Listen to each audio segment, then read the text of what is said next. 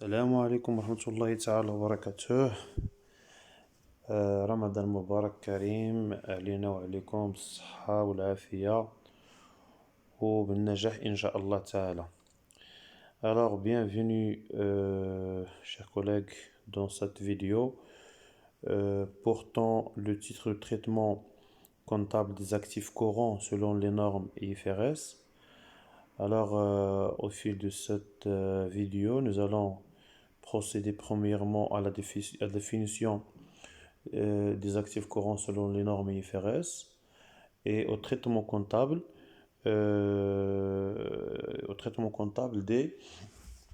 des stocks ou bien sûr des créances sur clients.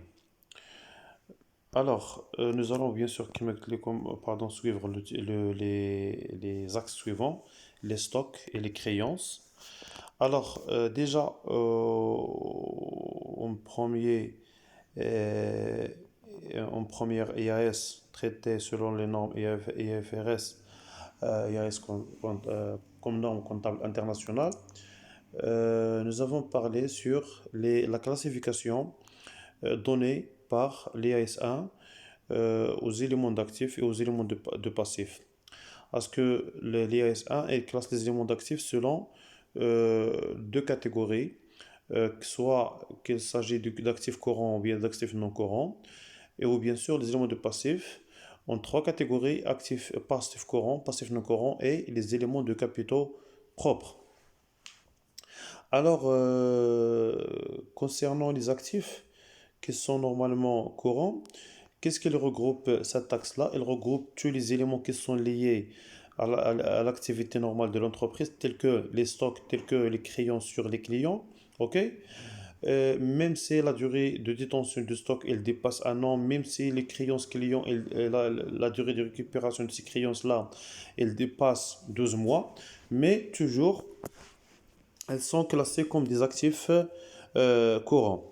Alors que il peut aussi cette taxe-là, qu'elle intègre même parfois les éléments qui ne sont pas liés à l'activité normale, tels que par exemple les prêts, les créances immobilisées, les instruments financiers, mais à condition que la durée, ou bien le délai, ou bien l'échéance de leur récupération, elle est inférieure à 12 mois au moment normalement de l'élaboration des états financiers ou bien de compte de situation de la santé financière, à savoir le bilan. Alors,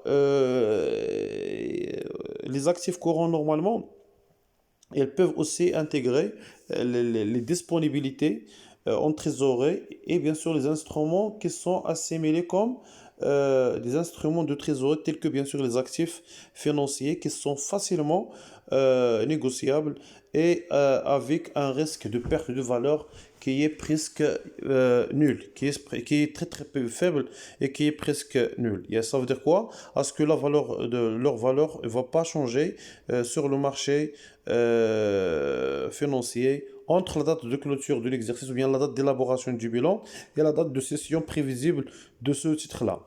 Alors, les actifs courants sont des ressources économiques nécessaires au cycle d'exploitation, c'est-à-dire quoi? De l'activité normale, qui sont consommées au cours de l'activité courte de l'entreprise. On y retrouve essentiellement la trésorerie disponible ou placée dans des instruments de trésorerie, les créances clients qui sont réalisées dans le cadre de l'exploitation normale, toujours, même lorsqu'on ne compte pas les réaliser dans les 12 mois, même si bien sûr la période de réalisation de ces créances-là, elle dépasse 12 mois, mais puisqu'ils sont liés à l'activité normale, donc ils sont classés comme des actifs courants. Et bien sûr, les stocks tels que les marchandises disponibles à la vente, les matières premières et les produits finis. Ce sont tous des éléments qui sont classés comme des actifs courants.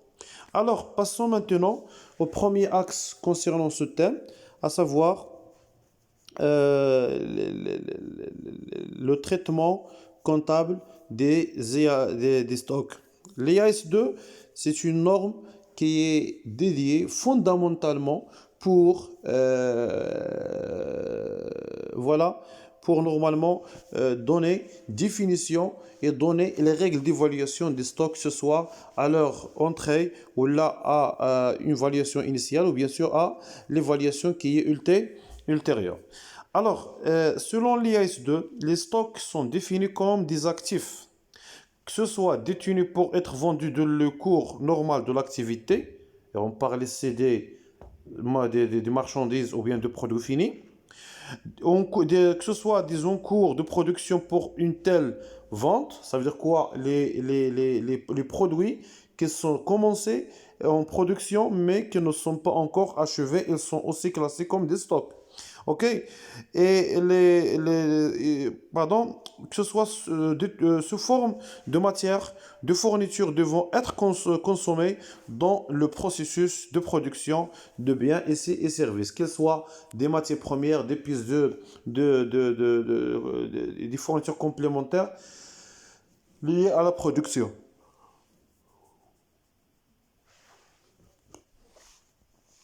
Liées à la production de biens et services. OK? Maintenant, passons s'il vous plaît à l'évaluation des stocks. L'évaluation initiale des stocks, comme en comptabilité analytique, à ce que bien sûr les stocks ils sont soit évalués à leur coût d'acquisition, que ce soit à leur coût de production. Et qu'est-ce qu'il intègre? C'est l'ensemble de ces éléments-là. Ça dépend bien sûr normalement. Voilà la méthode choisie. Ça dépend bien sûr aussi le type de stock. Est-ce qu'il s'agit de matière première? Est-ce qu'il s'agit d'un produit que ce soit achevé ou bien pas encore achevé? Alors, les coûts des stocks doivent comprendre trois composantes. Premièrement, le coût d'acquisition. Quand on parle de coût d'acquisition, on parle ici de prix d'achat, augmenter des frais d'achat et diminuer des réductions à caractère commercial, bien sûr, normalement sur ce bien acheté ou bien ce stock qui est acheté. Donc, le coût d'achat ou bien le coût d'acquisition sur le prix d'achat, les droits de douane et autres taxes ainsi que les frais de transport, de manutention et autres coûts directement attribuables à l'acquisition des produits finis, des matières premières ou des services. Les rabais commerciaux et remises et autres éléments similaires sont déduits pour diminuer ou bien pour déterminer les coûts d'acquisition. Parce que normalement, pour déterminer le coût d'acquisition, on prend le prix d'achat augmenté des frais liés directement à l'achat tels que les droits de douane, les taxes et ainsi de suite, les frais de transport de manutention et diminuer bien sûr des réductions commerciales, à savoir les rabais, les remises et autres bien sûr types de réductions qui peuvent diminuer la valeur d'acquisition de biens. Deuxième élément, c'est toujours dans le cadre d'évaluation initiale, c'est le coût de transformation du stock. Ça veut dire quoi? Le coût de transformation de matière en produit fini. D'accord? Il s'agit normalement du coût directement lié aux unités produites.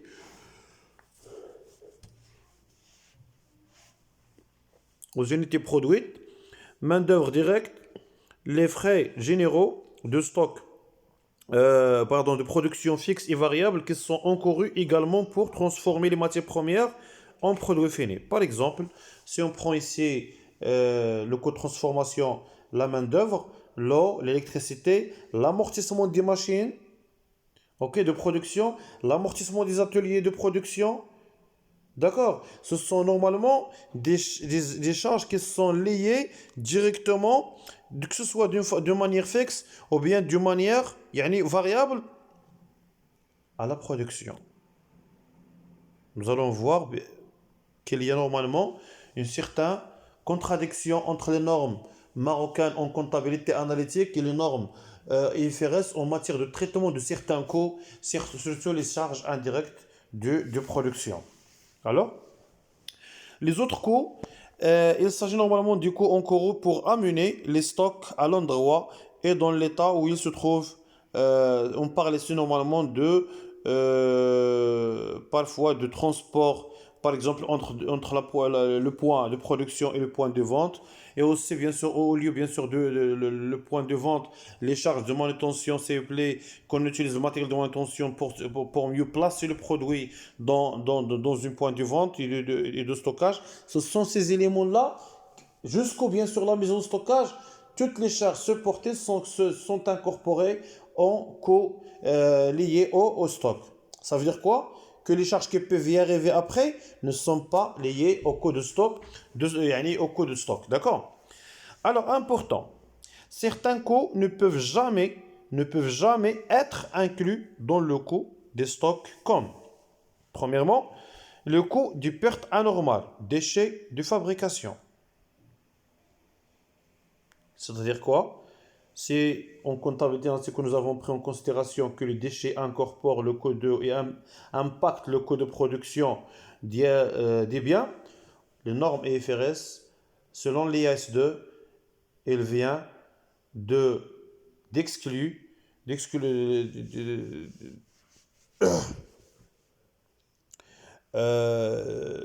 faire l'exclusion, pardon, de tout déchet, de tous les frais engendrés sur la base de quoi? Sur la base normalement des déchets inclus dans ou bien issus d'une telle phase de fabrication de produits finis. Ou bien parfois de perte de vol et ainsi de suite. Le coût de stockage. Par exemple, l'amortissement de magasin de stockage n'est pas inclus dans le coût de stock. Voilà. Les coûts administratifs non liés à la production. Par exemple, service comptabilité, service administration, service secrétariat ne sont pas liés à la production, donc ils ne sont pas inclus dans le coût de production. Les pertes de change. Quand j'achète, bien sûr, et quand j'assume normalement une différence de change, pardon, liée à la variation du cours de change de devise de référence et la devise de remboursement, d'accord. Donc, je ne vais pas, bien sûr, supporter à ce que toutes les pertes de change sont incorporées dans le coût d'achat ou bien dans le coût de production ou bien de transformation des stocks. Et les frais de commercialisation, les frais, publicité et commission ne sont pas inclus dans le coût des stocks aussi. Ce sont des charges qui peuvent être que ce soit intégrées sur les salaires ou bien sur les frais accessoires à l'activité de l'entreprise. Ok, ce sont cités bien sûr normalement la manière ou bien les méthodes utilisées pour l'évaluation initiale des stocks. Alors, si je prends bien sûr cet exemple qui concerne une entreprise qui fabrique un produit P, en période normale, les quantités produites sont normalement de 300 unités. Ok? 300 unités.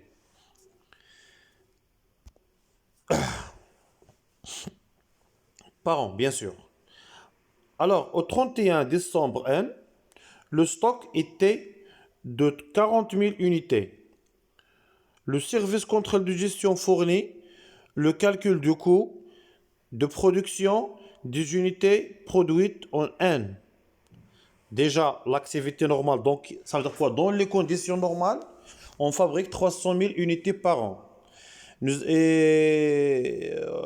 cette année-là, le stock final restant égale 40 000 unités. OK? Alors, les données, bien sûr, fournies dans ce tableau devant nous, elles concernent normalement le calcul ou bien le calcul du coût de production des unités produites en N. Ça veut dire quoi? De l'activité réelle. Il y en a l'activité réelle, il y en a l'activité normalement normale. OK? Alors, si on prend les données suivantes, nous avons la quantité produite, c'est 80% de l'activité normale, 240 000 unités. Normalement, dans les conditions normales, on était dans la mesure de fabriquer, nous étions dans la mesure de fabriquer 300 000 unités. Alors que normalement en Inde, nous n'avons pas pu fabriquer 300 000 unités, mais juste les 240 000 unités. C'est 80% de l'activité normale. Comment, bien sûr, nous étions calculé 80%, c'est 240 000 qui divise 300 000, ça va donner 80%. Alors, pour fabriquer les 240 000 unités, nous avons consommé les charges suivantes. Ce sont les données de la comptabilité analytique, s'il vous plaît. Consommation de matières premières, 440 000. La main-d'œuvre directe, 340 000. 480 000, pardon, pour la consommation de matières premières. Et pour la main-d'œuvre, 340 000. Autres frais variables de production, 60 000. Les frais fixes de production, 100 000. La quote-part des frais généraux, 70 000. Siège, comptabilité, direction. Quote-part des frais de recherche du fondamental, 30 000. Qu'est-ce que je vous ai dit déjà? Est-ce que tous les frais qui ne sont pas liés directement à la production ne sont pas inclus dans le coût de production selon les normes IFRS? Selon les normes marocaines, oui, on les accepte parce qu'il s'agit normalement du coût de production indirect. D'accord? Mais selon les normes IFRS, ces charges-là ne sont pas incluses dans le coût de stock. Ça veut dire quoi? Que ces éléments-là, 70 000 plus, 70 000 plus, voilà, 30 000, c'est des montants qui ne sont pas inclus dans le calcul de coût de production de ces stocks. Donc, si ces éléments-là vont être exclus. Même si que la comptabilité analytique nous est donné que le coût global de production des 240 000 unités s'élève à 1 80 000, mais selon les normes IFRS, le montant n'arrive pas bien sûr à atteindre ce montant-là, car nous allons pas prendre en considération la quote-part des frais généraux de l'administration et la quote-part des frais de recherche fondamentale. La question qui est citée: à quel prix sera évalué le stock final? Il nous est donné bien sûr 40 000 unités, mais avec quel coût nous allons bien sûr prendre voilà, ces frais-là, ou bien sûr ces stocks-là. Bon, voilà le cas de la production, ou bien sûr le calcul normalement attribué. Est-ce que le coût de production unitaire égale 480 000, c'est 480 000 plus 340 000 plus 60 000 plus 100 000. Ok? Ça va donner une somme globale d'IAL 980 000. C'est presque 1 million 80 000 moins 70 000 moins 30 000. C'est 1 million 80 000 moins 100 000. Ça va donner bien sûr 980 000. Que je divise bien sûr sur les 240 000 comme activité réelle, ça va donner 4,83 par unité. Ce qui fait le stock final évalué à 40 000 fois 4,083, c'est 163 320 dirhams. Ce que j'ai écrit ici en rouge, est-ce que les frais généraux et la recherche fondamentale n'entrent pas dans le coût de stock parce qu'elles ne sont pas liées directement au stock? C'est juste raison. D'accord? Mais si je reviens s'il vous plaît au tableau ici,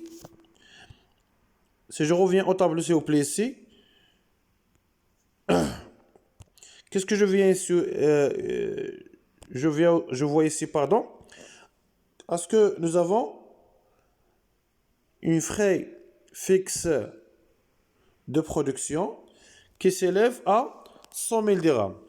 Ça veut dire quoi les frais fixes de production? Par exemple, les amortissements d'une machine. Donc, comptablement, nous avons constaté l'amortissement 100 000 dirhams. Donc, cette frais fixe-là, si on fabrique 300 000, l'amortissement, c'est 100 000. Si on fabrique plus de 300 000, l'amortissement, c'est 100 000. Si on fabrique de 300 000, toujours l'amortissement, c'est 100 000. Mais c'est logique. Est-ce que vous avez bien sûr, normalement, étudié en comptabilité selon la méthode d'imputation rationnelle? Même les frais fixes, ils doivent être, voilà, prise en compte le niveau d'activité de l'entreprise. Ça veut dire quoi? Qu'on doit les assimiler au niveau d'activité de l'entreprise. Ce qui fait, ce que je voulais dire, à ce que les sommes ne seront pas être prises à cette valeur-là, mais juste à leur 80%. Ça veut dire quoi? Que nous allons diminuer 20% de ce montant-là dans le calcul de coût. Et voilà, à ce que, en excluant le coût de sous-activité, c'est le cas de sous-activité parce qu'il s'agit d'une sous-activité, car l'activité réelle elle est inférieure à l'activité normale. Donc il s'agit normalement d'une sous-activité. Si l'activité réelle dépasse l'activité normale, on parle d'une suractivité. Ou bien de suractivité, d'accord? Alors, en excluant le coût de sous-activité de coût de production comme l'exige la norme et AS2, on obtient le coût suivant 980 000, le coût qui a été déjà calculé en haut, ok? Moins 20% fois les 100 000, ça va donner 960 000. Si je le divise sur 240 000, ça va donner 4 dirhams. Et le stock final sera évalué à 160 000 dirhams, donc soit une différence de 3 320 dirhams qui est comptabilisée. En comptabilité, sous forme de quoi? D'une charge de sous-activité. Ok? Voilà. Les méthodes de valorisation ultérieure, je pense, si je rappelle bien, à ce qu'en première séance ou bien en deuxième séance, nous avons parlé sur ça en matière de gestion budgétaire. Je vous ai dit bien sûr que les biens, ils peuvent être valorisés en gestion budgétaire normalement. Nous avons normalement voilà, fait la distinction entre ce qu'on appelle le budget réel, le budget standard, d'accord, et le budget détaillé, d'accord. Ça veut dire quoi? C'est le budget flexible. Alors, le budget réel ou bien l'évaluation réelle des stocks, elle est valorisée à partir de la comptabilité analytique où on prend bien sûr la valeur réelle des stocks engagés ou bien la valeur réellement engagée pour la production et pour la réalisation et pour l'acquisition des stocks. Elle consiste à déterminer la valeur réelle des stocks en retenant les coûts réels de production réellement engagés. Les stocks considérés comme fongibles doivent être évalués avec la méthode FIFO ou la méthode de coût moyen pondéré. Ça veut dire quoi? Parce que la méthode de l'EFO, elle est exclue dans le champ d'évaluation des stocks en normes et IFRS. Ce qui est tout simplement accepté, ce sont bien sûr FIFO et les FO. OK? Alors que le budget, ou bien sur la méthode du coût standard, par exemple, je voulais acheter une matière première, je détermine les caractéristiques techniques de cette machine-là, bien sûr de cette matière première-là, je ne parle pas de machine, de matière première par exemple. Alors, je détermine bien sûr le prix réel d'achat de chaque composante de cette matière première.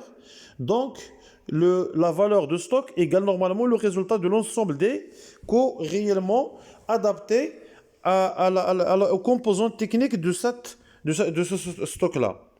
Donc, il peut être utilisé pour des raisons pratiques s'il donne un résultat proche du coût réel. Une fois normalement, s'ils sont proches normalement entre eux. D'accord? Par exemple, pour produire un produit, d'accord, j'ai le droit de choisir la méthode réelle, ça veut dire quoi la comptabilité analytique. Pour produire des produits, on utilise les matières premières, la main-d'œuvre, les charges normalement fixes de production, ainsi de suite. D'accord? Alors, ou bien, je donne l'estimation. Quelles sont les composantes bien sûr de la production de ce produit Voilà, je fais la fiche technique, je valorise chaque élément de cette fiche technique. Donc, le total des montants donnés, ou bien des valorisations données, ça va donner ce qu'on appelle le coût standard. Alors que la méthode de prix de détail, c'est presque laquelle qu'on utilise parfois en ce produit. Pour déterminer la valeur de ce produit, on utilise cette méthode-là de prix détail. On prend en considération leur prix de vente, moins la marge bénéficiaire brute sur la marge brute moyenne, pardon, c'est moyen, c'est pas moyen, moyenne sur la vente de ces biens-là. Ça veut dire quoi? Je le vends à 1000 dirhams, la marge que j'ai réalisée estimée à 100 dirhams, ce qui fait le coût égal à 900 dirhams. Au-delà, bien sûr, de toutes les composantes consommées, ça ne m'intéresse pas. Ce qui m'intéresse, c'est le prix de vente moins la marge, ça va donner le coût de ce stock-là. OK? Donc, 3 méthodes normalement à opter pour déterminer le coût d'un stock à la fin. À l'inventaire, les stocks, voilà, ils sont évalués selon une seule méthode. Donc, à la clôture du stock, les stocks doivent être évalués au plus bas. Au plus bas, ça veut dire quoi? C'est au plus bas, ça veut dire quoi? C'est le plus faible des stocks, des deux valeurs suivantes. Le coût de revient. Nous savons bien sûr comment on détermine le coût de revient. Et la valeur nette réalisable. La valeur nette réalisable, c'est comme on prend en considération le prix de vente sur le marché, moins les frais de distribution, ça va donner bien sûr la valeur, ou bien le coût. C'est presque, par exemple, si je prends la différence entre le coût déterminé, le coût déterminé à partir de cette méthode-là, méthode de courrier, bien de coût standard, et aussi la méthode de prix de prix détail. Ça veut dire quoi? Je fais la différence entre le prix de vente et la marge bénéficiaire, ça va donner la valeur nette réalisable. Et le courrier, bien le coût standard, c'est la valeur, je détermine le coût de revient. La différence entre les deux, c'est celui qui va me donner la valeur par laquelle je vais évaluer le stock. Donc, je répète bien à ce que, pardon, je répète bien à ce que à la clôture de l'exercice, le stock doivent être évalués au plus bas de leur coût de revient et de leur valeur nette réalisable. La valeur réalisable nette égale le prix de vente estimé dans le cours normal de l'activité, moins le coût supplémentaire nécessaire pour réaliser cette vente.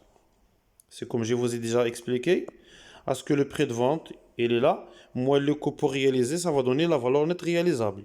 Et le coût de revient, si le coût de revient, une condition, si le coût de revient est supérieur à la valeur nette réalisable, on doit enregistrer en comptabilité une provision pour dépréciation de stock. Une provision pour dépréciation des stocks. OK? Je vous donne cet exemple, s'il vous plaît. Soit un stock de produits finis dont le coût de production est de 500. Le coût de production, 500. Ça veut dire quoi? Le coût de revient égale 500. Les frais restants à supporter, les frais de commercialisation sont estimés à 200. OK? Donc sa valeur de marché égale, normalement le prix de vente minimal par lequel nous allons vendre le produit est de 700. Parce que nous allons le produire à 500, les frais de 100, donc le million se situe à 500. Mais sa valeur de marché égale 550. Le marché, et peut-être que ce produit-là sera vendu à 700 à 550. OK? Alors, un contrat déjà conclu avec un client, que le produit sera vendu à 600. Donc, en tous les cas, les deux valeurs données, ils sont inférieurs normalement au coût global de production et de vente de produits. Alors, la valeur nette réalisable, ça coûte combien? Si on prend normalement le contrat fermé, c'est 600 moins 200, les frais de conversion, ça va donner 400, d'accord? Et la valeur, la provision, c'est la différence entre le coût de revient moins la valeur nette réalisable. S'il vous plaît, il y a une erreur ici هنايا.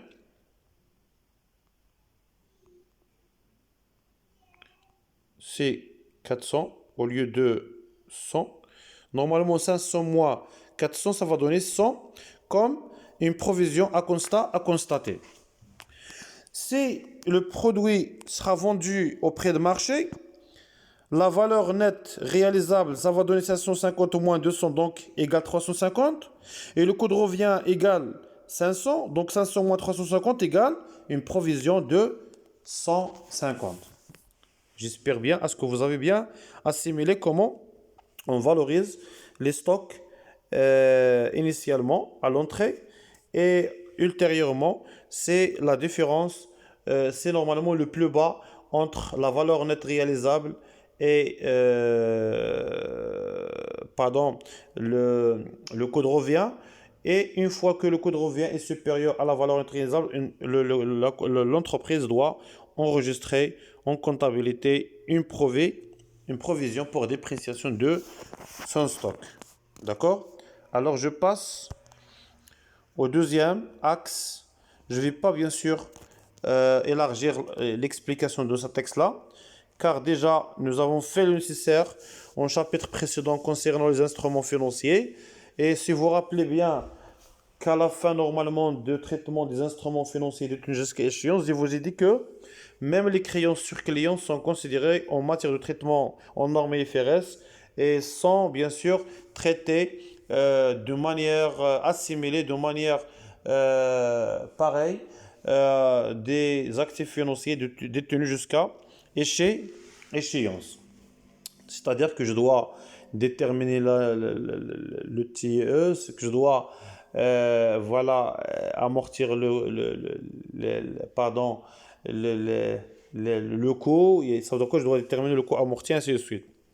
Alors, il n'existe aucune norme spécifique relative à l'évaluation des créances de l'actif, mais l'IAS 32 considère que les créances font partie des instruments financiers. Ça veut dire quoi? Et sont aussi classés selon